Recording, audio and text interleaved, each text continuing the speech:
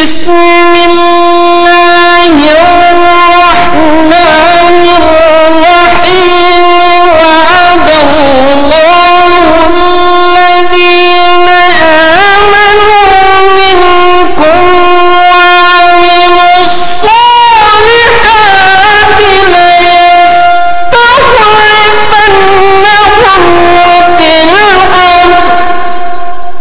ان معنوں میں کہ انہوں نے تہیہ کر لیا تھا کہ نظام جماعت پر ہاتھ ڈالیں، اور ان کی ہدایات کے تابع ان کا جو آڈٹ ڈپارٹمنٹ تھا اور تمام متعلقہ نظام، وہ اس بات کی تلاش میں تھے. بار بار ہمارے اکاؤنٹ دیکھے گئے کہ کسی طرح ثابت ہو جائے کہ ان کا چندہ کسی غیر ملک، کسی غیر قوم سے آ رہا ہے، اور کلیتاً ناکام ہوئے. ورنہ ناممکن ہے کہ ضیاء کے ہاتھ کوئی بات آتی اور وہ ہاتھ نہ ڈالتا. اس کے بعد بھی مسلسل ایسی کوششیں ہر جگہ ناکام رہیں، یہاں بھی ہوئیں. یعنی جس قوم کے متعلق کہتے ہیں کہ انگریز ہمیں پیسہ دیتے ہیں، ان کے بجٹ چھپے ہوئے موجود ہیں کہ ڈھونڈے تو صحیح کہاں سے وہ پیسہ نکال رہے ہیں. ادنا سے ادنا بات سامنے آ جاتی ہے، حکومت نہ بتائے تو اپوزیشن اچھال دیتی ہے. یہاں حکومت کو بار بار یہ کہا گیا کہ یہ لوگ دھوکہ دیتے ہیں، ان کو غیر حکومتیں مدد دے رہی ہیں. یہاں ان کو مسلمان حکومتوں یا دوسروں کی طرف متوجہ کر کے ایران یا لیبیا، جس کے بھی یہ دشمن ہو، وہاں سے پیسہ آ رہا ہے، ورنہ یہ نظام کیسے جاری ہو گیا. اس پر باقاعدہ آڈٹ کی ٹیمیں آئیں، مہینہ مہینہ لگا کے انہوں نے ایک ایک چیز پھولی، رسیدیں دیکھی اور ثابت کیا اور حکومت کو رپورٹ کی کہ اس میں سچائی کا شائبہ بھی نہیں ہے. جو کچھ یہ خرچ کرتے ہیں وہ اپنی طرف سے خرچ کرتے ہیں. لیکن سوال آپ کا دوسرا بھی اس میں وہ بھی بڑا اہم ہے کہ اتنی برکت کیسے ہو گئی کہ بڑی بڑی مسلمان حکومتیں ہیں، بے شمار امیر ہیں، یہاں ملینئر، پاؤنڈوں میں ملینئر مسلمان موجود ہیں. ان کو تو توفیق نہیں ملی، مگر آپ نے 24 گھنٹے کا انٹرنیشنل نظام جاری کر دیا ہے جو MTA کہلاتا ہے. کہاں سے ہوا، کیسے ہوا، اس کے متعلق میں آپ سے عرض کرتا ہوں کہ اس نظام کے لیے عام چندے کے علاوہ جو یہ آگے بڑھا ہے، میں تحریک کرتا رہا ہوں اور مختلف جماعتوں کو سجیشن کے طور پر، مشورے کے طور پر یہ لکھتا رہا ہوں کہ امریکہ اتنی ذمہ داری قبول کرے، کینیڈا اتنی، مڈل ایسٹ کے ممالک اتنے، یورپ کے ممالک اتنی، اور ان سب نے حامی بھری تو پھر میں نے حامی بھری. پہلے انہوں نے گارنٹی دی کہ اب جو آپ کے دل میں نیک ارادے ہیں جائیں اور کریں، ہم ذمہ دار ہیں، اپنے بیوی بچوں کے پیٹ بھی کاٹنے پڑے تو ہم یہ کمٹمنٹس اپنی ضرور پوری کریں گے. لیکن وہ اس کے باوجود جو آپ کو خیال ہے درست ہے، اتنا بڑا عالمی نظام کہ 24 گھنٹے پروگرام چلیں، یہ عام حالات میں اس روپے سے جو ہم اس طرح حاصل کر سکتے ہیں ممکن ہی نہیں ہے. وجہ اس کی یہ ہے کہ سیٹلائٹ پہ ٹائم لینا صرف بات نہیں ہے، وہ معمولی رقم ہے. ایک ایک گھنٹے کے پروگرام پر 1 لاکھ پاؤنڈ اٹھ جاتے ہیں اور بے شمار ملازم رکھنے پڑتے ہیں جو کام کر رہے ہوں. ایک پوری ٹیم ہونی چاہیے، پروگراموں کو ترتیب دے، اس کو منظم کرے، پروگراموں کو شکلیں دے، اور ساری دنیا کے لیے پروگرام بنانا کوئی معمولی بات نہیں ہے. یہ ہے اصل خرچ جو سیٹلائٹ کے خرچ سے کم از کم 100 گنا زیادہ ہے. اور جماعت احمدیہ کو یہ توفیق اس لیے ملی ہے کہ ہم خدا کے فضل سے اسلامی تعلیم کا بہترین نمونہ ہے.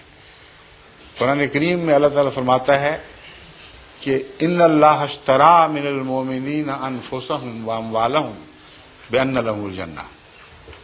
یقیناً اللہ تعالیٰ نے مومنوں سے ان کی جانیں بھی خرید لی ہیں، ان کے اموال بھی خرید لی ہیں، اس وعدے پر کہ ان کو جنت ملے گی. تو مالی قربانی اپنی ذات میں ہرگز کافی نہیں ہو سکتی جبکہ جانی قربانی نہ ہو. اور یہ سارے لوگ جو یہ کاروبار کر رہے ہیں، یہ دیکھیں اسٹوڈنٹ ہیں، وہ بھی ایک اسٹوڈنٹ ہے. انگلستان جیسے ملک میں سینکڑوں احمدی طلباء اور طالبات ہیں اور معمر خواتین ہیں جو ایک پیسہ بھی جماعت سے نہیں لیتے.